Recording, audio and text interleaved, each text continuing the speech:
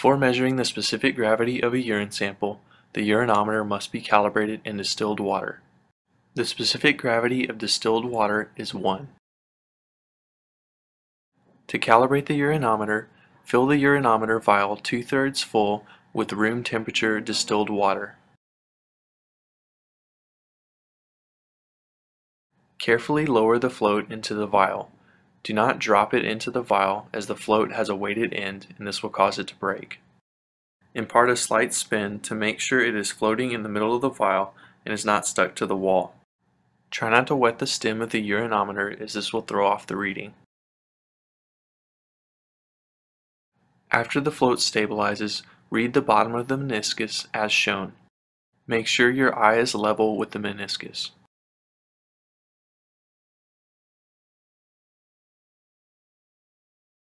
If the urinometer reads 1, calibration is complete. Most urinometers in the lab are calibrated to 20 degrees Celsius. If the observed specific gravity for distilled water is not 1, then record the temperature of the water. Shown here are the adjustments you must make for samples not held at 20 degrees Celsius.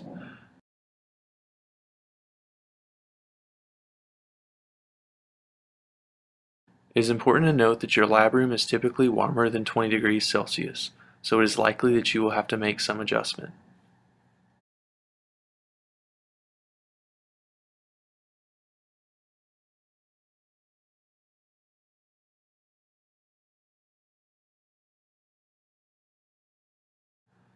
Here are the steps we must go through to adjust the reading on this sample.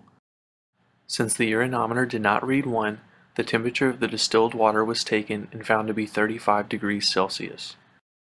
The calculation shows a correction factor of 0.005. 0.005 should be added to the urinometer reading since the water temperature was above 20 degrees Celsius. In this case, this correction factor must be added to all subsequent urine sample readings.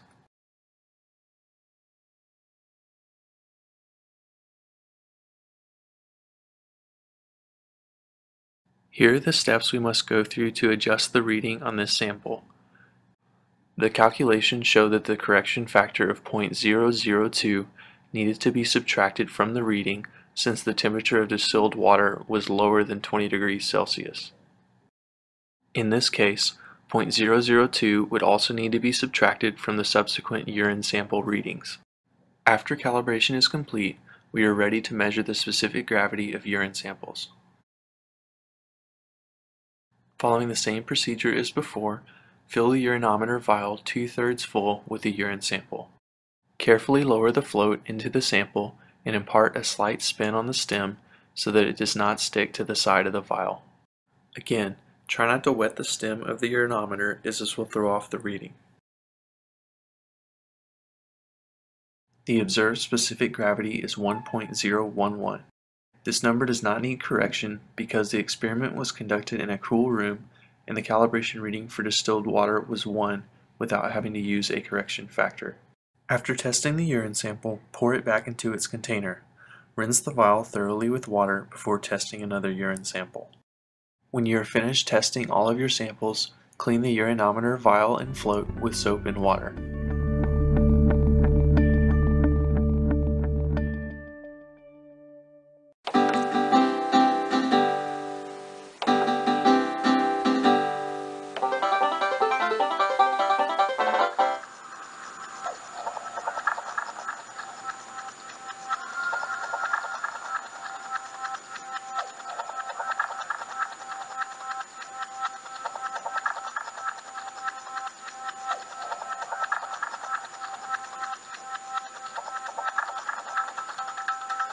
Before we actually put our specimen on, we need to check and make sure that the refractometer is working properly. To do this, I'm going to raise the daylight plate and place a couple of drops of deionized water on the prism. So I'm going to take 1 and 2 drops and then gently close the day plate lid. Next, I'm going to hold the refractometer up to the light and adjust the eyepiece so that I can see. What this should be is that I should see the water. It should come into a clear view, and I should be able to see a line right at the 1.000 mark.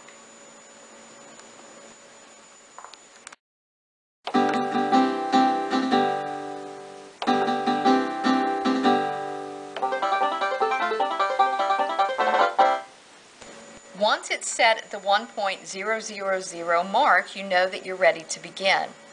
If for some reason it is not setting on that line on the 1.000 mark, you need to talk to the instructor, either Johnny, myself, or Miss Roberts. Next, I'm going to open the daylight plate up, and I'm going to take a chem wipe and gently wipe off the water. Now I'm ready to begin with my specimen. All right, now I need to put on gloves. Sample. Now I'm going to actually take a couple of drops of my urine sample and place it on the prism, close the daylight lid, and read for specific gravity.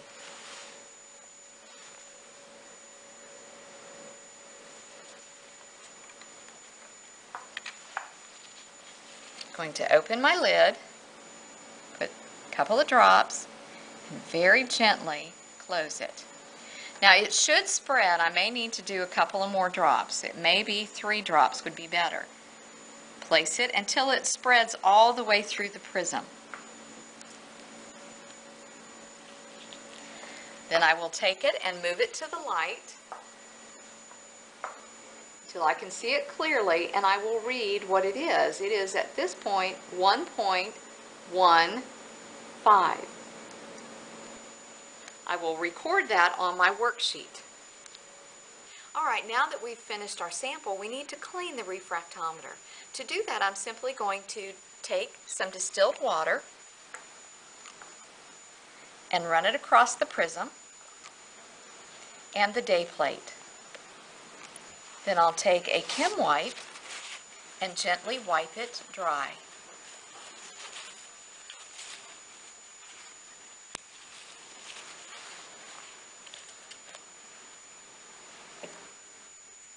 All right, now we've learned how to clean in between urine samples. Before you put the refractometer up for the day, though, you need to add an additional cleaning process. To do this, we're going to use 10% bleach.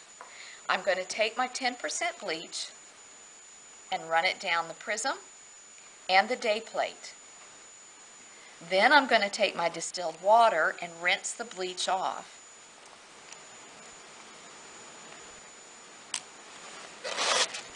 I'll simply take my Chem wipes again and gently wipe the prism and the day plate. Make sure they're dry.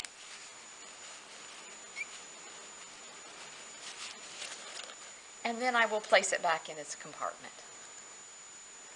And now I'm going to return it to its holder. Whether it's the bag or the box, make sure you place it back in and close it. That's it.